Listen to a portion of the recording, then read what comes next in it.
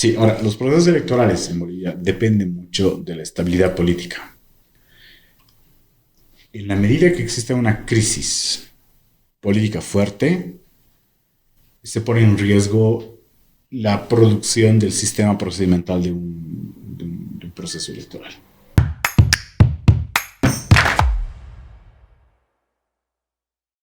Bienvenidos a Voces de Poder.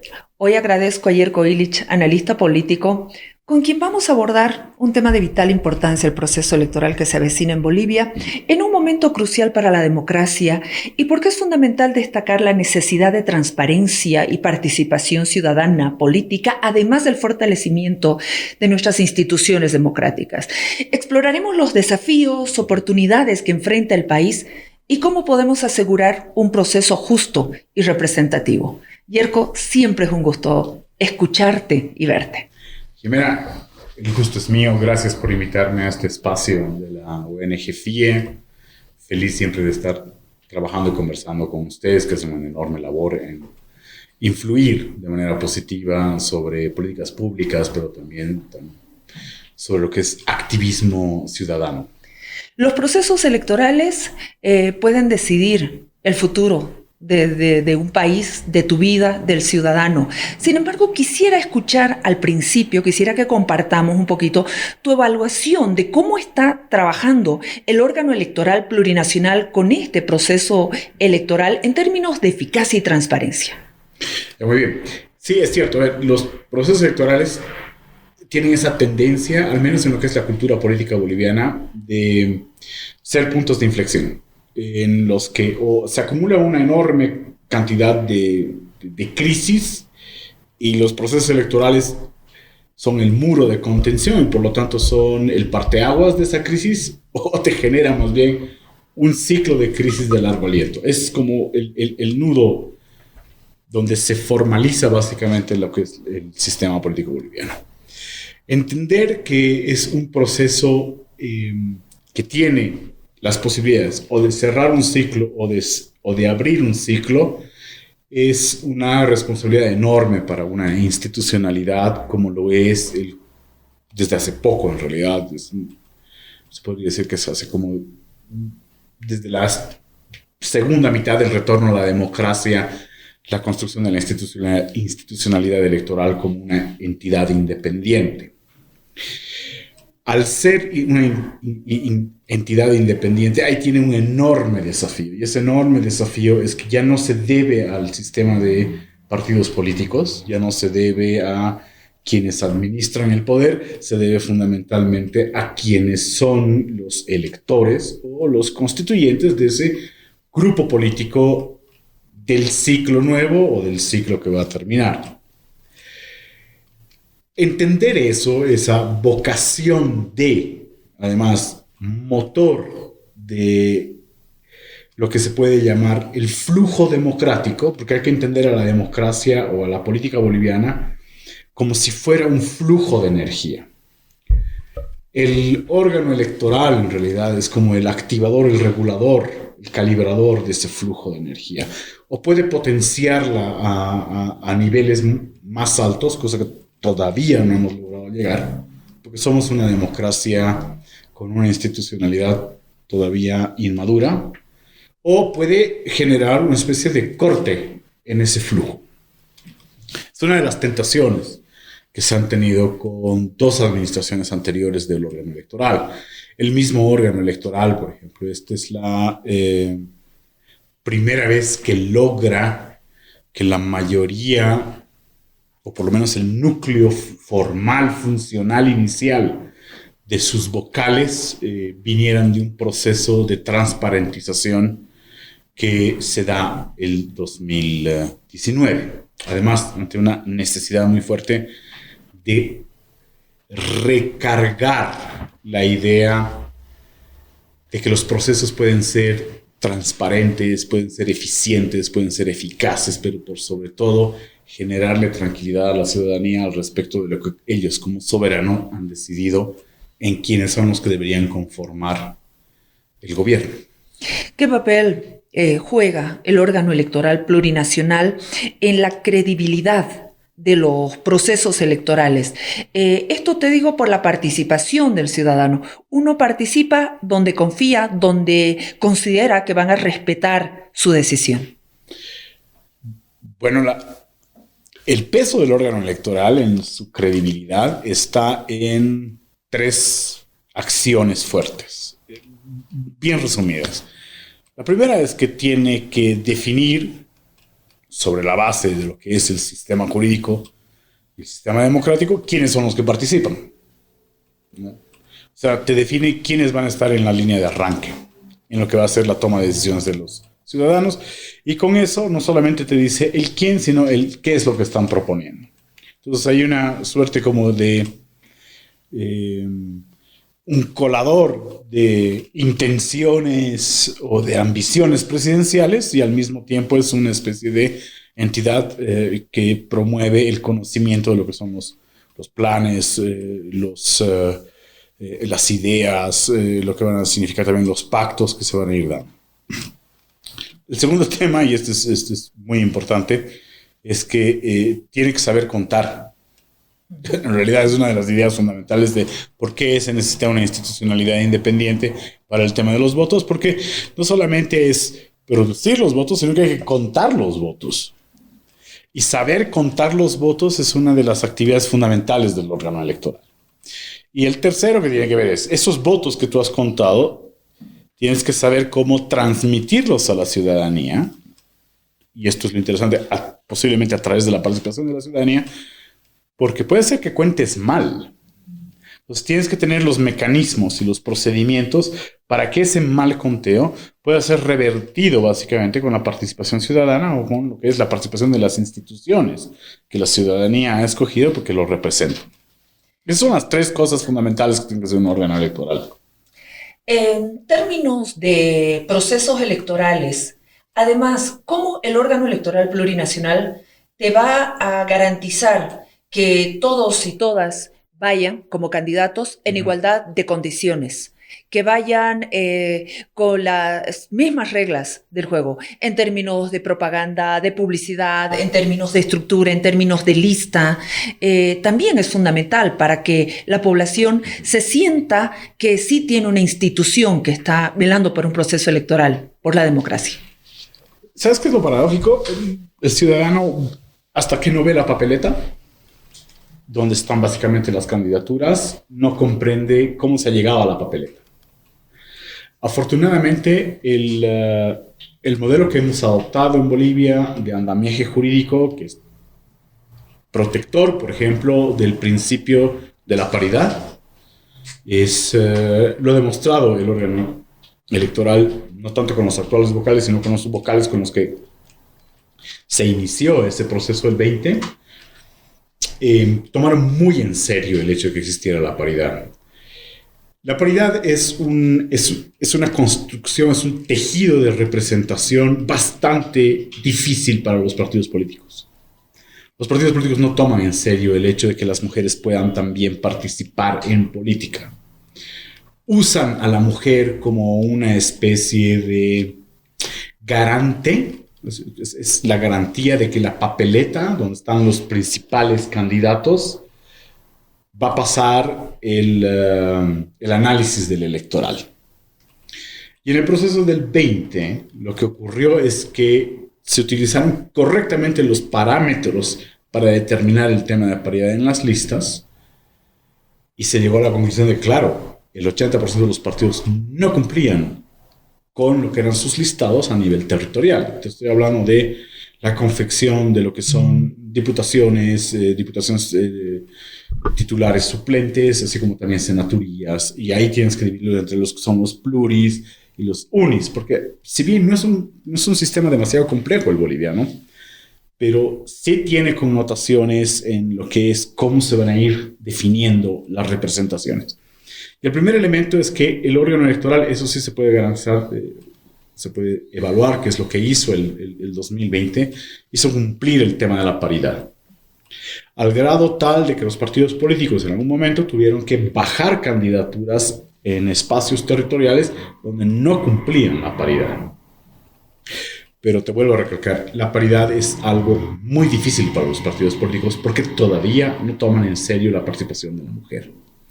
Porque incluso para la mujer es algo muy difícil participar en la política, porque la mayoría de las mujeres en este país cumplen normalmente tienen una doble jornada laboral. Eso me imagino que ya lo debes haber conversado con otras personas. Y esta doble jornada laboral tiene que ver con lo que es el trabajo, el empleo formal o informal que ella tiene para generar sus primeros ingresos. Su segundo empleo es los trabajos de cuidados en casa. Y aquí viene un tema con lo que es la política. Cuando las mujeres se meten a hacer política, es una tercera jornada laboral. Y eso no está reconocido. Y eso no está compensado. Y eso no está promovido tampoco por los partidos políticos. Es por eso que la participación de la mujer en la política, cuando se da, es porque se ha logrado básicamente cierto nivel de estabilidad y equilibrio entre familia, trabajo y también entorno político. Es algo muy difícil. Algunas mujeres participan en la política entregando básicamente lo que es su personería sin necesidad de tener que trabajar la política. Ese es uno de los trucos que utilizan los partidos políticos para la participación de la mujer. Te convocamos a ti, Jimena, por el prestigio que tú tienes, por la apariencia política o ciudadana que tú tienes. No vas a tomar ninguna decisión, no vas a necesitar de estar en reuniones o de trabajar documentos o de entender qué es lo que estamos haciendo, pero te vamos a colocar de candidata. Si llegas a ganar y eres senadora, si eres diputada, ya seas titular o suplente, te garantizamos la mayor libertad posible para que tú realices tus actividades, en tanto en cuanto no te involucres con nuestro trabajo. Esa es la forma en que el heteropatriarcado define el rol de la mujer en la política. Es por eso que cuando tienes un parlamento, el indicador que tenemos en Bolivia de que nuestro parlamento es casi 50-50 hombres y mujeres, no es un indicador real de quiénes son esas mujeres que toman decisiones. Entonces, ese es el primer elemento más o menos que te permite entender qué es lo que está pasando con el proceso electoral. Requiere no solamente de mucha voluntad por parte del órgano electoral, el tratar de hacer el cumplir con el principio de paridad, sino que además también requiere la técnica necesaria como para poder moldear eso en los partidos políticos. Y el segundo elemento tiene que ver con lo que es el proceso en sí. El proceso en sí ya se podría decir que es cuasi automático. Una de las grandes ventajas que tiene el poder electoral es que muchos de los técnicos, porque está dividido en una suerte más o menos que requiere también una reforma, eso me permite hablar de otra cosa. El órgano electoral son jueces supremos en materia de derechos civiles y políticos, por eso es el tema del voto y de la representación, y al mismo tiempo son administradores de procesos. Y cuando se apoyan, cuando ejercen el trabajo de administradores del proceso, tienen un apoyo técnico bastante amplio, a pesar de que el órgano electoral es uno de los poderes más pequeños del Estado. Es un cuarto poder que puede funcionar fácilmente con menos de 600 personas. Y sin embargo, el momento de la elección, cuando despliega a los jurados, tienes que calcular 4 jurados por cada mesa, son 33,000 mesas, entonces imagínate, son 120,000 jurados electorales, ¿no? Es gente que está en las mesas. Los ciudadanos ese día se convierten además en parte del poder electoral. Es un acto de crecimiento del poder electoral en un día que es impresionante. Además, la ciudadanía sí participa. Tiene todavía sus pequeños problemas al respecto de qué es lo que significa estar como jurado de mesa. Luego moviliza cerca de 8,000 notarios para esas 33,000 mesas. Se supone que además en esas mesas tienen que estar los representantes de los partidos políticos. Toma en cuenta que si llegan a participar entre 5 a 7, ya se van organizando para tener por lo menos 3 o 4 en esas mesas y ahí tienes que multiplicar. Ahí estamos hablando también otra vez 80,000 otras personas. Y luego está el recorrido y el envío del material, el recojo del material Luego tienes los centros de cómputo a nivel regional. Cada departamento tiene su propio centro de cómputo y a nivel nacional tienes uno. Ahí participan en cada centro de cómputo no menos de 200 personas. Y en el centro de cómputo nacional tienes por lo menos a 1000, que son las personas que están ingresando los datos. Al margen de eso tienes a todos los medios de comunicación enfocados, no solamente en el día de las elecciones del proceso, sino la jornada previa y también los 2 o 3 días en los que normalmente ya el órgano electoral te va presentando los resultados. Entonces, si tú te fijas, es un sistema de organización enorme que requiere también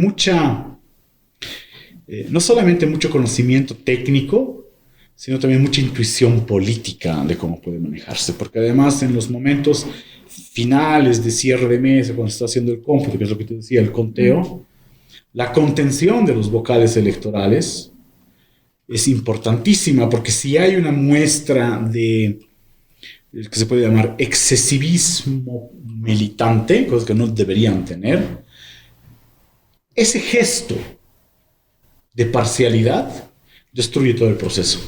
Claro, y hay gestos de parcialidad antes del proceso que influyen absolutamente en la credibilidad del ciudadano a la hora de confiar en las instituciones.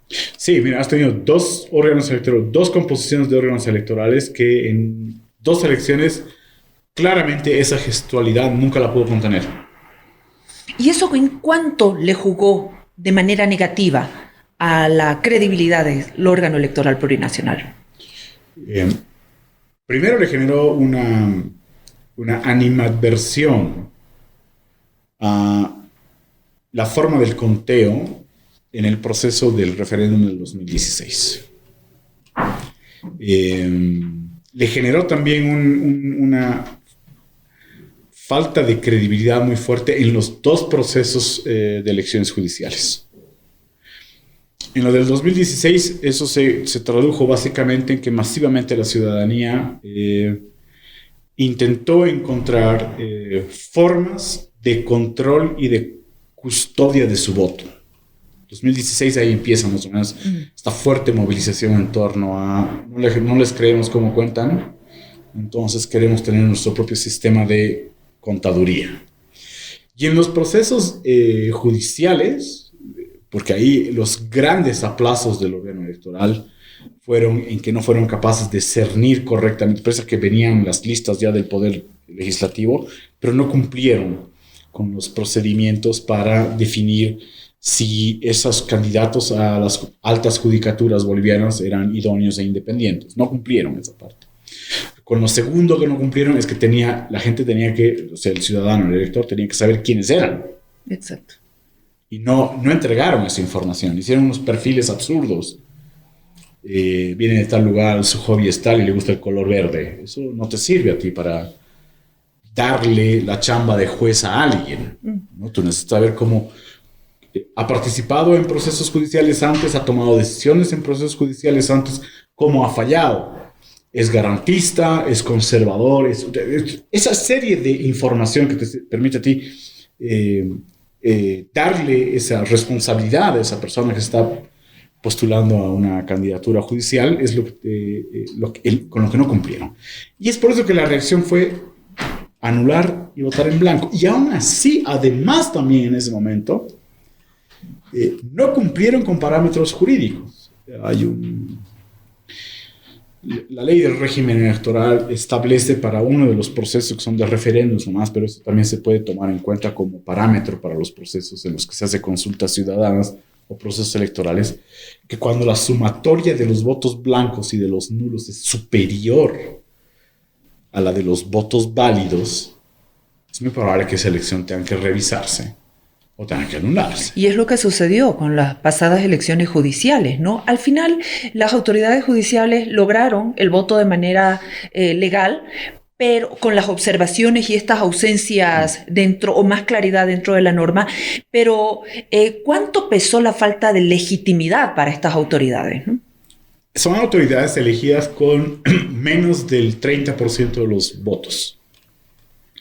Eso significa que el padrón electoral, los electores de ese momento, que debían haberse como 6 millones, ya para el segundo caso, el 70% de esos electores no los reconoce como jueces. Y del 30% restante que sí fue a participar y colocar el voto por alguien, además, en el mejor de los casos, los jueces, sobre todo, estoy tratando de acordar porque son de circunscripción como nacional, los del Tribunal Supremo de Justicia, había jueces que habían llegado con menos de 5,000 votos. Y si la idea del proceso de selección de jueces o de elección de jueces por voto popular era precisamente darles la mayor legitimidad posible, esos dos procesos han demostrado que las altas cortes en esos momentos estaban integradas por gente totalmente ilegítima y desconocida, que demostraron claramente que no eran ni idóneos ni independientes, porque además modificaron la estructura del sistema jurídico nacional, agrediendo muchísimo lo que eran los principios democráticos, poniendo en riesgo también el proceso electoral es como que lo hicieron. Pusieron en riesgo el proceso electoral del 14, pusieron en riesgo, no reconocieron el proceso de consulta a la ciudadanía del 2016 y pusieron en riesgo al grado tal de que el 2019 fue un proceso muy fallido. Y con relación al otro proceso electoral que ya tiene fecha, el proceso de las elecciones generales del 2025, sí. Estamos hablando de la importancia de la legitimidad, la participación ciudadana. Ahora hablemos de los partidos políticos rumbo a estos procesos eleccionarios, el rol que juegan en todos estos procesos, Yerko. Los partidos políticos, desde la tradición del retorno a la democracia, se entendían básicamente como fuerzas parciales, no como fuerzas totales.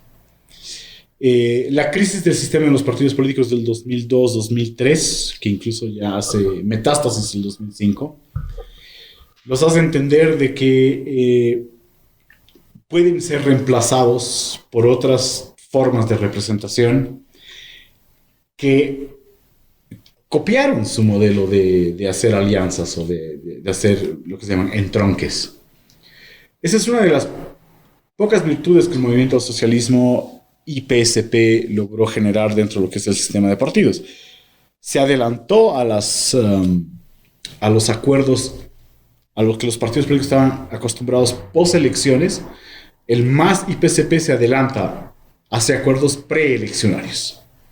Pero además tiene otra segunda virtud: ya no hace acuerdos con el establishment de la representación, que en ese momento la crisis era porque son muy exclusivos, eran clubes pequeños, eran clubes machistas, no reconocían a los indígenas, les molestaba mucho la participación de los jóvenes, ¿no? Era así como eran agrupaciones que sí tomaban decisiones y lograron marcar el rumbo de la democracia boliviana desde el 82 hasta casi el 2005, pero que tenía muchas falencias. El MAS entonces agarra y dice: voy a empezar a articular con aquellas otras versiones de representación territorial que no son reconocidas en los partidos, los movimientos sociales. Hace pactos preelectorales con ellos y con eso se convierte en un partido total. ¿A qué me refiero con un partido total? El anterior partido total al MAS en la historia política nacional era el MNR. El MNR. ¿No? El MNR tenía una masiva presencia territorial en el país. El segundo que le hacía un poquito de competencia, pero que tenía agujeros bastante grandes en los espacios territoriales, del ADN. Y luego venía el MIR. El MIR era un partido mucho más de medición de fuerzas locales, era un partido mucho más estratégico, el MIR. Entonces, claro, no necesitaba fuerza, masa y esa musculatura. Luego tenías a UCS también, a CONDEPA, que ellos dijeron: bueno, nuestra táctica y nuestra estrategia es concentrarnos en aquellos lugares donde somos realmente populares, bienvenidos, tenemos fuerza. Eso es lo que hicieron. Entonces, claro, los partidos políticos se fueron achicando en lo que eran sus... El MAS no. El MAS rebalsa. Con esa alianza preelectoral con los movimientos sociales, rebalsa el territorio. Entonces tienen presencia nacional fuerte. Y claro, esa fue la virtud de los que estaban haciendo ingeniería política en el MAS en ese momento. Pero ¿qué pasa con los otros partidos políticos? No tienen esa virtud. No miran al MAS como: che, posiblemente deberíamos hacer lo mismo. buscar otros aliados y representantes que no estén reconocidos en este circuito de el clubcito de los partidos políticos, ¿no? Pero no lo hacen. No lo hacen. Es más, siguen siendo expulsores de mujeres, siguen siendo expulsores o repulsores de los movimientos indígenas. Los jóvenes que son cada vez más cooptados y se entregan unos privilegios, pero además se crean una especie de, no meritocracia, sino de una suerte de escuela de privilegios para los jóvenes, donde los jóvenes empiezan a reproducir las mismas mañas de los partidos políticos anteriores. Claro, hasta eso, con toda esa efervescencia y ese volumen a nivel nacional, ya había superado incluso las virtudes, se convierte también en un partido complicado, difícil, experimenta la hegemonía y va votando a los partidos políticos. Los partidos políticos empiezan a hacer también algún ejercicio de fuerza y construyen alianzas que más o menos son posiblemente exitosas desde la mirada de lo político. Las experiencias, sobre todo diría yo, del eje Samuel UN con Rubén Costas, te genera básicamente algunas ideas de cómo se puede hacer eso. Y después del 19 empiezan a entrar los movimientos cívicos también. Claro. ¿No? Entonces ahí ya la política se hace más complicada en Bolivia, se hace mucho más representativa, ya empieza a generarte muchas más emociones. El problema la tarea de la política es que tiene que generarte emociones. Posiblemente el órgano electoral lo que hace es que tiene que tunear un poquito esas emociones para que sean no negativas, sino positivas. El problema está en que los partidos políticos sienten que la emotividad negativa les rinde más votos. ¿Cuántos partidos de alcance nacional hay hasta este momento y rumbo a las elecciones generales en Bolivia? Al día de hoy en que estamos haciendo este podcast, reconocidos y con posibilidades, 7 de 11. ¿Qué significa para el órgano electoral plurinacional que hayan 7, 11 partidos políticos ya en el proceso electoral? Estamos hablando, por ejemplo, de las 33.000 mesas. Uh-huh. A ver, lo que les significa el electoral es poco trabajo. Bolivia tiene una tradición en sus procesos electorales en los que casi todo el mundo se presenta para ser presidente, con los partidos que tiene, con las agrupaciones que tiene. Ahora, fíjate, pasamos de un fenómeno que es del retorno a la democracia del 82, las elecciones del 85, adelantadas por Nancy Suazo, en las que gana, obviamente, en esto, gana la ADN, pero hace gobierno el MNR. Era una papeleta enorme en la que había por lo menos arriba de 40 organizaciones políticas. Estamos estamos casi a 25 años. No, mucho más. Estamos casi a 40 años del retorno a la democracia en este país. Con un cierto grado de madurez. Nuestra representación en este momento probablemente pasa de 60 a 6, a 7. Tomando en cuenta que además esas organizaciones que se han dado cuenta que territorialmente no rebalsan, no tienen presencia, van a construir alianzas. Entonces tú te vas a reducir básicamente a que el ciudadano va a tener que optar entre 2 o 3 opciones. Y eso al órgano electoral obviamente sí le resuelve en cuanto al tema de lo que es la dinámica y la logística y la presentación, pero le complica en el tema de lo que es la credibilidad. O sea, y en el tema de cómo contar. Porque ya los resultados electorales entre la candidatura 1 y la candidatura 2 se va reduciendo la cantidad de votos. Y eso es lo que genera también la mayor expectativa en la ciudadanía. Hay un tercer tema que te quiero tocar rumbo al proceso electoral, y es lo del padrón. Ya. ¿Cómo ves la realización de un padrón electoral con miras a las elecciones judiciales, por ejemplo? Porque cada vez suman las voces de que este padrón electoral no es confiable. Se ha hecho una gran depuración en el padrón. Y también tienes un sistema de inscripción en el padrón de manera permanente, que son para los ciudadanos nuevos. Pero los bolivianos no tenemos esa tradición de que cuando te cambias de domicilio vas y dices, che, por si acaso me cambio de domicilio, inclúyame eso en el padrón. Eso te perjudica después porque el día de la elección, si te has trasladado de un barrio A a un barrio B y la extensión de territorio es grande, tú tienes que votar en tu anterior territorio, y eso significa que tienes que comerte las 4 o 5 horas caminando de ida y de vuelta. Ahora, Yo sí creo que el proceso con el padrón electoral desde el 19 hasta ahora, son casi 5 años, pudo haberse hecho de una manera gradual. Yo soy de los que creen en los procesos gradualistas.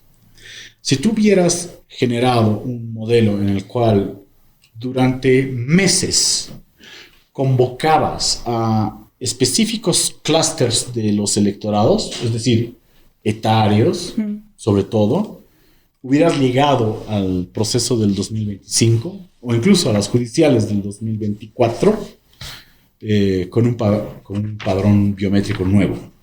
Porque hay una cosa interesante en el tema electoral.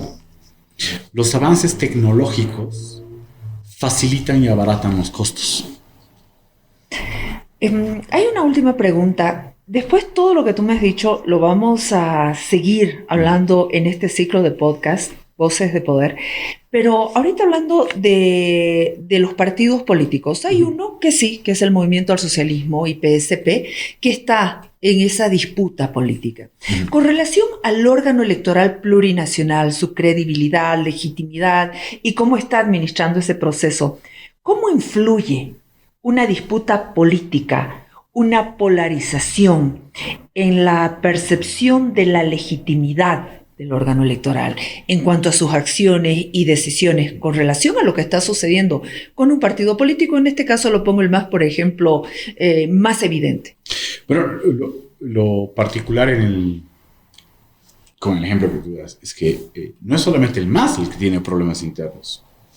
Tienes al movimiento IPCP, el MAS IPCP. Tienes ADN, tienes PDC, tienes MNR.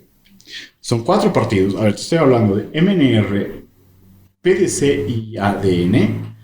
Eran partidos, o sea, el PDC siempre lograba estar dentro de las alianzas de los partidos en los que se conformaban gobiernos en la primera etapa del retorno a la democracia, ¿no? En la consolidación de la democracia. Son 3 partidos históricos. Son 3 partidos. El PDC, la raíz de su importancia histórica es que de ahí proviene el MIR. O sea, el PDC es un partidote que tiene disputas internas y en las cuales el Tribunal Electoral hasta ahora, porque ya no es órgano, ya es tribunal, porque ya son jueces, hasta ahora no es que no ha logrado, sino no ha querido intervenir en una suerte de paternalismo hacia las organizaciones. Aparentemente eso quiere hacer con el movimiento al socialismo. Pero las creencias dentro del movimiento al socialismo es que dicen, pero estos jueces nos pertenecen. Estos jueces, como nos pertenecen, deberían ayudarnos a resolver esta disputa. Y esa falta de comprensión al respecto de lo que es una institucional independiente sí le hace daño al órgano electoral, porque el órgano electoral tiene que salir y decir, muchachos, a ver, yo no puedo ir a sus reuniones a yo decidir quién es el candidato y a decidir quién es la dirigencia. Eso tienen que saber organizarse ustedes. Lamentablemente el órgano electoral, o sea, el Tribunal Supremo Electoral en este momento no ha encontrado la pedagogía suficiente como para decirle eso al MAS. El MAS, además, no se entiende como un partido más. Se entiende como el partido de Estado. Ese es el grave problema de identidad que tiene el MAS. No se comprende como una organización política que compite por el poder en Bolivia, sino que cree que es la organización política que representa al poder en Bolivia. Por lo tanto, pues ve a los supremos electorales y los considera sus empleados. Entonces, y trata de involucrarlos en ese modelo. Es como si también el MNR dijera, che, por si acaso ustedes llegaron a ser una institución porque nosotros lo quisimos en su momento y nos pertenecen. Resuélvanos este tema. No se puede hacer eso. En la medida en que el MAS, que es este partido en esteroides, es decir, esta organización política en esteroides, no se entienda como un competidor más dentro del circuito de organizaciones políticas, ahí tenemos un pequeño problema. Bueno, es un serio problema. Gran problema. Porque además el MAS, al decir, el órgano electoral me pertenece, porque yo soy el partido del Estado, yo soy el partido del gobierno, te limita la participación de los ciudadanos. O sea, espanta, hostiliza la participación de los ciudadanos. Claro. En agosto del próximo año ya tendríamos elecciones. Sí. octubre, o sea, tenemos un tiempo intenso y este tema va a dar mucho para seguir conversando. La idea es una visión profunda, ¿no?, sobre estos temas que están relacionados con los procesos electorales en Bolivia. Sí, ahora, los procesos electorales en Bolivia dependen mucho de la estabilidad política. En la medida que existe una crisis política fuerte, se pone en riesgo la producción del sistema procedimental de un proceso electoral. Eso es a mí lo que yo, para el próximo año, creo que me parece que es uno de los más grandes riesgos. La crisis política en la que está el partido de gobierno, que se autodenomina partido del Estado, puede llevarnos a una crisis en la cual no se pueda cumplir con los elementos de participación suficiente para unas elecciones transparentes. A ver, con esto que te quiero decir, no te quiero intranquilizar, pero es muy probable que el mismo MAS, en alguna de sus vertientes, porque ya se ha vuelto demasiado inestable el MAS, intente sabotear las elecciones nacionales. Está en sus posibilidades también. Y no es algo extraño a ellos. En el proceso del 20, intentaron sabotear el proceso electoral, haciendo que se adelantaran las elecciones, cuando todavía estábamos en un momento de rigurosidad sanitaria por el tema de la pandemia. O sea, nos querían llevar a un proceso electoral en un momento de mayor riesgo de contagio. Pero ellos tenían la obsesión de que las elecciones tenían que adelantarse. Al final se cumplió básicamente con el acuerdo que se había hecho entre todas las organizaciones políticas y se cumplió con la fecha. Pero hoy día, ¿qué es lo que estamos viendo más o menos con estas modificaciones que se intenta hacer al orden jurídico constitucional? Es que posiblemente, después del referéndum y las judiciales de diciembre, el gobierno evalúe de si es posible hacerse dar poderes especiales. Cuando tienes poderes especiales y estás ya viviendo una excepcionalidad en la excepcionalidad política, las institucionalidades son apagadas o son anuladas.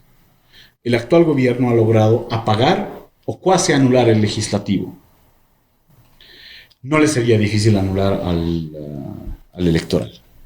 Ese es mi único caveat, más o menos, en cuanto a lo que es la proyección. El que hace días atrás el órgano electoral ya haya proyectado un calendario electoral no es garantía de que se dé el proceso electoral, lamentablemente. Muchas gracias, Yerko, por acompañarnos en este podcast. Gracias, Jimena. Hasta la próxima. Hasta la próxima, en Voces de Poder.